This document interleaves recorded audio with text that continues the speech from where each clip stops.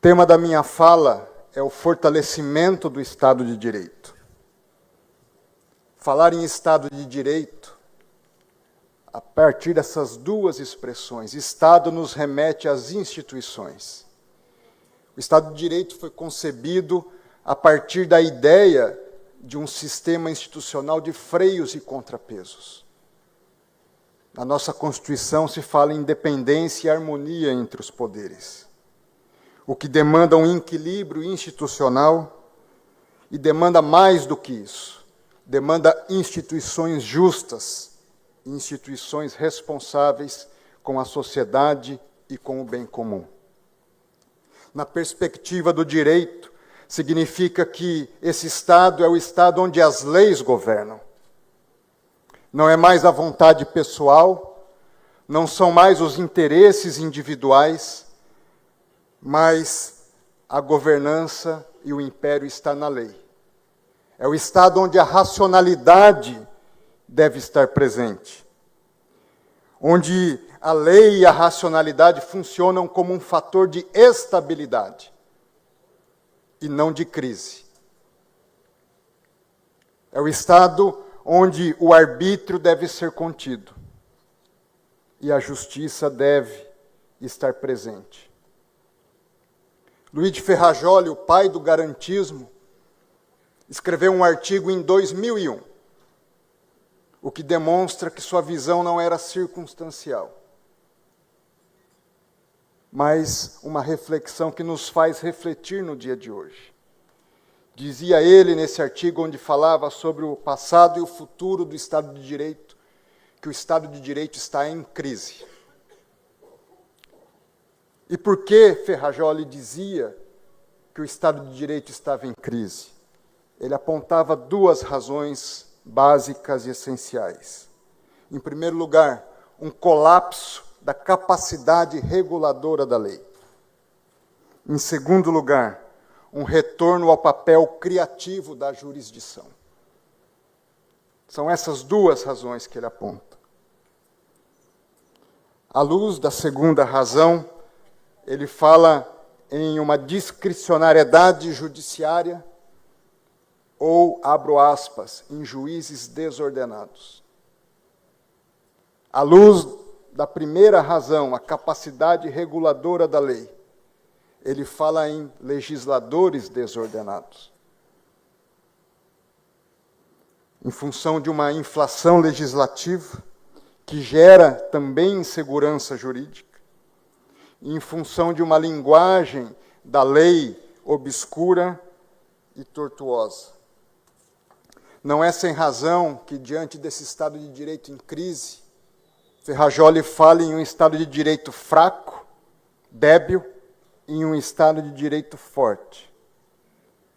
O débil é aquele onde apenas formalmente um Estado de Direito. Há as instituições, essas instituições estão presentes, mas há uma crise entre poderes, de respeito à divisão dos poderes, e há uma crise no respeito aos direitos fundamentais e ao justo processo. Por isso que o Estado de Direito forte é onde, ademais da presença das instituições, essas instituições funcionam como um fator estabilizador da sociedade. E diante dessa constatação de Ferrajoli, eu aponto 5 elementos que eu considero fundamentais para o fortalecimento do Estado de Direito. Em primeiro lugar, o fortalecimento do Estado de Direito passa por haver instituições justas. Não basta o desenho das instituições. Essas instituições precisam ser materialmente justas. E como identificar as instituições justas? Essas instituições, elas demandam a caracterização a partir de ao menos 5 perspectivas. A escolha unânime de princípios básicos de justiça feitas num contrato social. Nosso contrato social é a Constituição. E o artigo 5º e o artigo 6º são fundamentais. Ali estão os direitos individuais e ali estão os direitos sociais. Instituições justas, nessa perspectiva, significa instituições que fazem um compromisso construtivo. Instituições que não são causa de crise, mas são causa de estabilização da sociedade e do país. Em segundo lugar, a escolha das instituições a partir de um desenho, e esse desenho significa a separação entre os poderes. Dizer que um poder tem atribuição significa dizer que o outro poder não a tem. Em terceiro lugar, o efetivo funcionamento das instituições escolhidas. Significa que nós devemos preservar as nossas instituições e quem está nas instituições precisa ser o primeiro agente de preservação da própria instituição. Em quarto lugar, instituição justa demanda o reconhecimento das perspectivas da sociedade. Saber o impacto das suas decisões, das suas políticas no âmbito da sociedade. Significa abrir mão dos próprios interesses e interesses pessoais, interesses corporativos em favor do interesse do bem comum.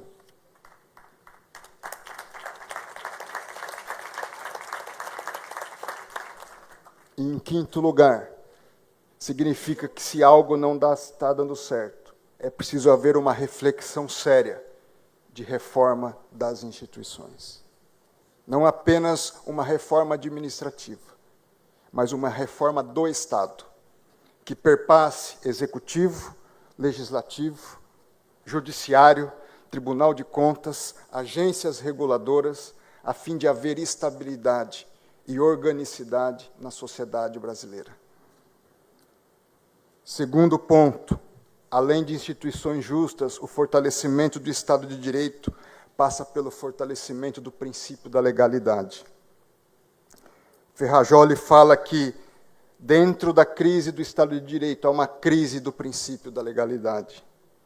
Diz ele que expressões como princípio da legalidade ou reserva da lei, hoje fazem cada vez menos sentido. Por isso, ele aponta que o reforço, e não a dissolução do Estado de Direito, dependerá da refundação da legalidade. Assim, haveria a prevenção do arbítrio e a garantia da racionalidade jurídica. Karl Mannheim, sobre o princípio da legalidade, diz que a verdade democrática é a verdade tal como emerge da vida em comum. Por isso, a ninguém pode ser permitido sabotar os acordos comuns. Promulgamos nossas próprias leis. Por isso é um contrassenso nos opormos a esses acordos ou abalar os alicerces que garantem o seu funcionamento. Se modificações se impuserem, existem disposições específicas para a modificação da lei, mediante o consentimento comum. A fidelidade à lei, portanto, consiste, em essência, na fidelidade aos procedimentos livremente escolhidos pela sociedade. A maior ofensa ao espírito da democracia consiste em romper esses procedimentos e aviltar os seus próprios métodos, ele diz. E mais, digo eu, em terceiro lugar, não basta instituições justas e princípio da legalidade fortalecido. O Estado de Direito fortalecido demanda uma autocontenção do Poder Judiciário. Tenho legitimidade para dizer isso, pois integro a mais alta corte do nosso país. O Estado de Direito não significa a prevalência da vontade ou das pré-compreensões dos intérpretes da lei. Eu tenho meus valores, eu tenho minhas pré-compreensões. mas eu devo servir a lei e a Constituição.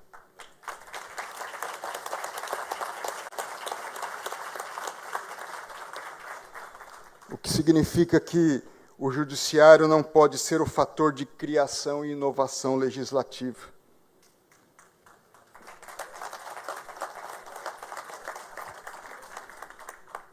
O Estado de Direito impõe a autocontenção, o que se contrapõe ao ativismo judicial.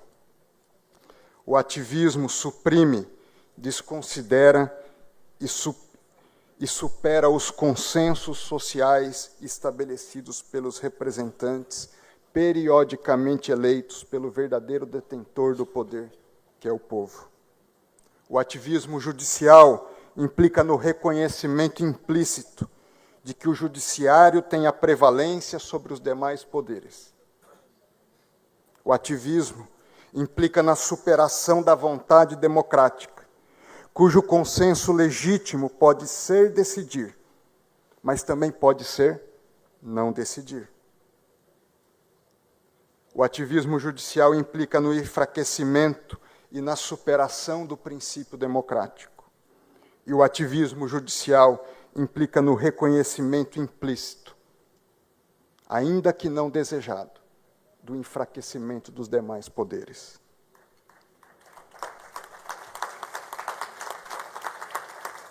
Se é verdade que o Estado de Direito forte, que nele o judiciário tem a prerrogativa de dar a última palavra, e essa é uma verdade, mas no Estado de Direito forte, o Poder Judiciário não tem a prerrogativa de dar a primeira e a última palavra. Essa situação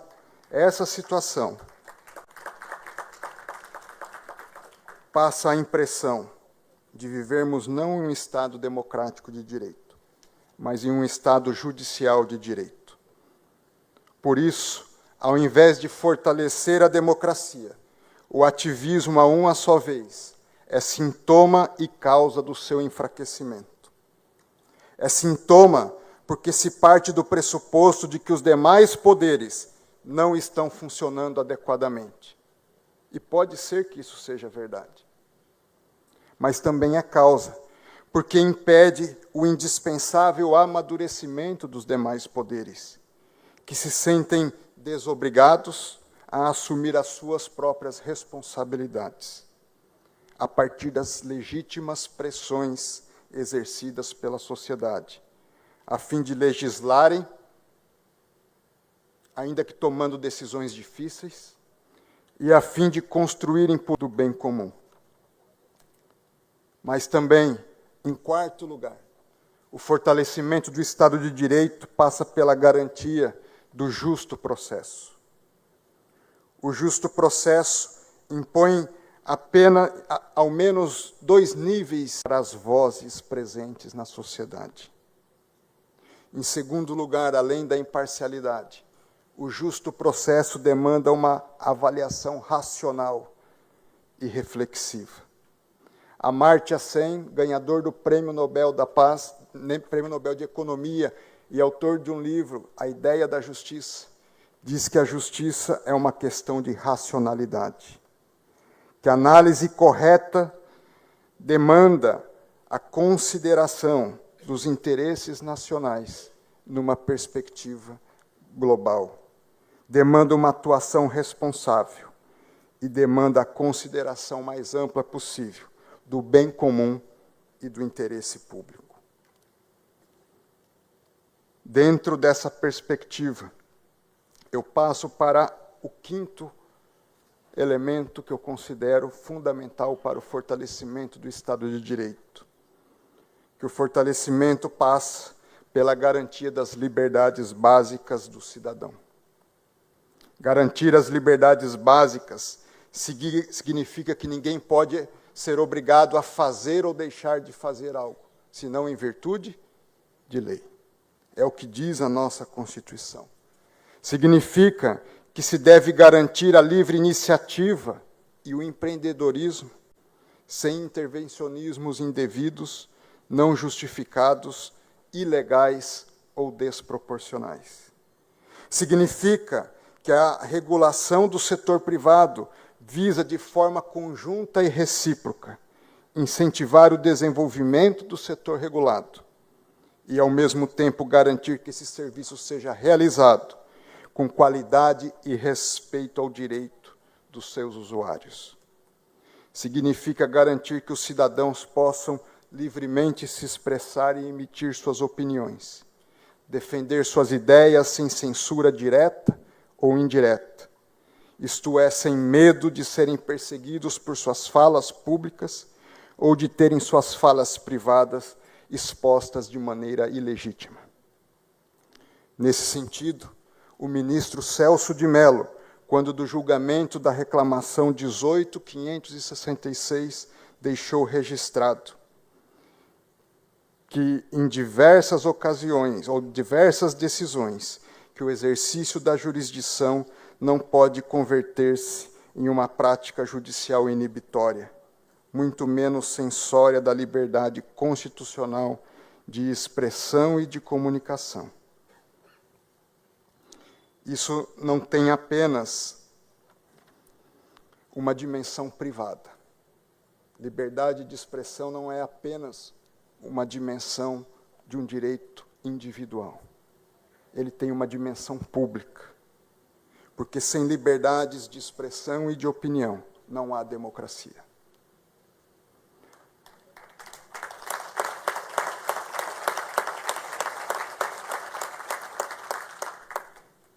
Nesse sentido, Amartya Sen e John Rawls defendem que a democracia está em dissidentes.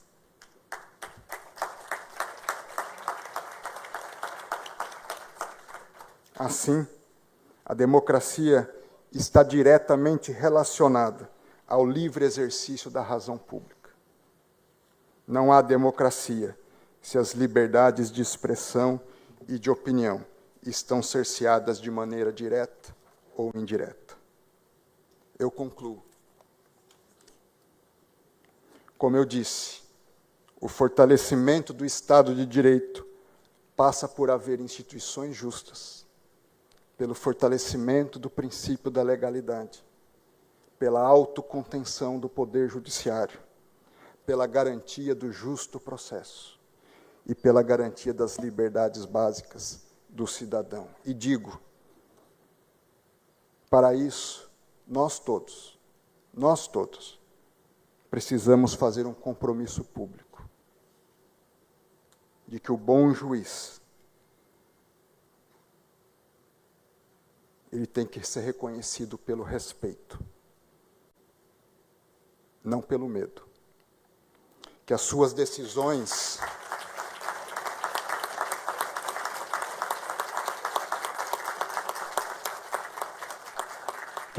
decisões gerem paz social e não caos, incerteza e insegurança. Que o bom político viva para servir e não para se servir.